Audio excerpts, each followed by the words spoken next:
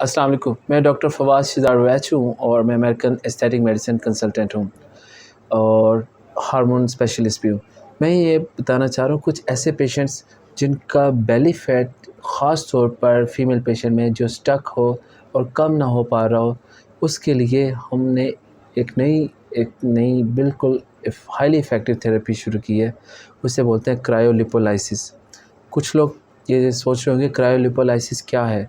क्रायोलिपोलाइसिस fat reduction की एक ऐसी ट्रीटमेंट है जिसके अंदर हम कोई चीरा नहीं, कोई कट नहीं, कोई इंजेक्शन नहीं और कोई मेडिकेशन बाय माउथ नहीं, बल्कि बेली फ़ैट जो है उसके ऊपर हम उस मशीन के उस पर्टिकुलर हैंडल को वहाँ पर अटैच कर देते हैं और उसका वो टेम्परेचर कम करती जाती है और टेम्परेचर कम होता है तो फ़ैट सेल आहिस्ता-आहिस्ता डाई करना शुरू कर देते हैं और ये हाईली मैनेजेबल है और बेहतरीन रिज़ल्ट्स हैं इसके।